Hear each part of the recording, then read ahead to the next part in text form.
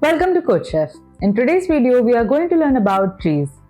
Trees are used everywhere, from file system to databases and search algorithms.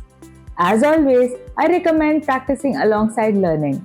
You can explore tree problems and visualizations using the CodeChef platform. The link is in the description below. So let's get started. Introduction to trees. A tree is a non-linear data structure that follows a hierarchical pattern. Unlike arrays or linked lists, data is not stored in a straight line. Instead, data branches out in levels.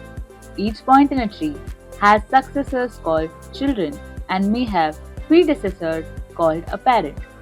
Some types of data are naturally better represented using trees. For example, family trees, hierarchy of a position in a company, folder structure in a computer.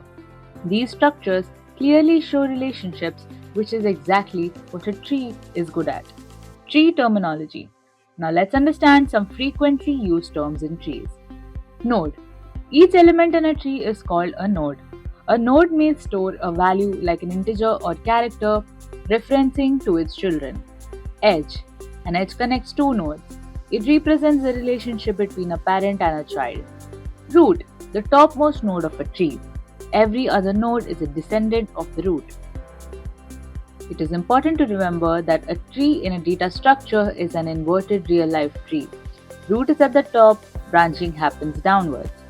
Leaf nodes. Nodes that have no children. They exist at the last level of the tree. Depth of a node. It is defined as the length of the path from the root to the node. The root has zero depth. Height of a node. Defined as the length of the longest path from that node to a leaf. The height is measured how tall the subtree is.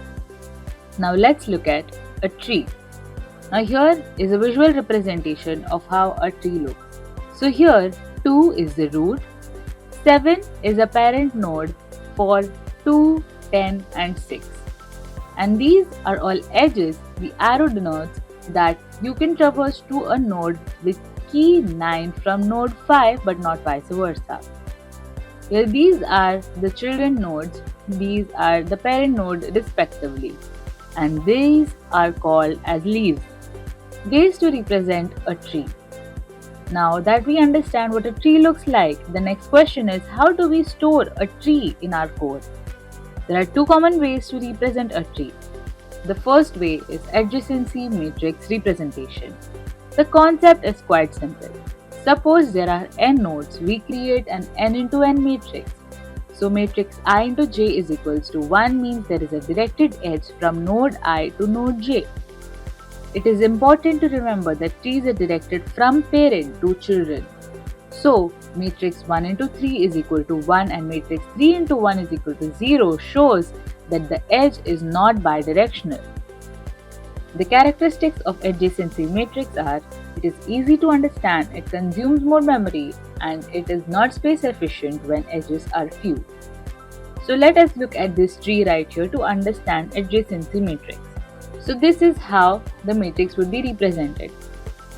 For this is the tree, 0 is the root, 1 is the node, and these are the children nodes. These are also the leaves. So here, note that the matrix 1 into 3, this is 1 into 3 is 1, but matrix 3 into 1 is 0.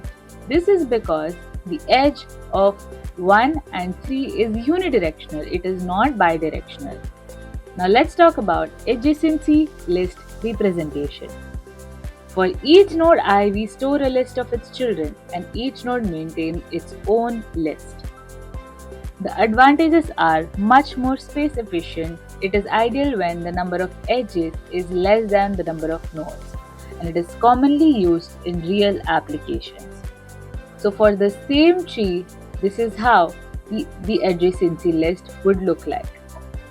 Depth first search. The key idea is to go as deep as possible along a branch. Only backtrack when there are no further children existing. And the steps for DFS search are: start at the root, visit and print the node, move to an unvisited child, repeat until no child remains, backtrack to a node with unvisited children, continue until all nodes are visited. DFS is commonly implemented using recursion or a stack. So here is how DFS looks like. You start at the root and then you explore each node deeply with each level going downward, and then you backtrack to go and explore a different node. Breadth first search. Breadth first search or BFS traverses the tree level by level. The key idea is visit all nodes at the current level, then move to the next level. Start from the root, create a queue, add the root to the queue. While the queue is not empty, remove a node, process it, add its unvisited children to the queue, and repeat until the queue is empty. It is important to remember BFS guarantees shortest path and visits node breadth-wise. So here you can see that it starts at the root and then it explores breadth-wise. So each level is first visited and then it goes to the next level. So it explores everything in the same level and then explores the next, as you can see. Alright, so let's summarize what we've learned. We learned that tree is a nonlinear hierarchical data structure. The key terms that we learned are node, edge, root, leaf, depth and height. We learned tree representations such as adjacency matrix and adjacency list, and we learned traversal techniques such as depth first search and breadth first. That's it for this video. Make sure you revise these concepts and explore tree problems on CodeChef. I'll see you in the next video. Happy coding!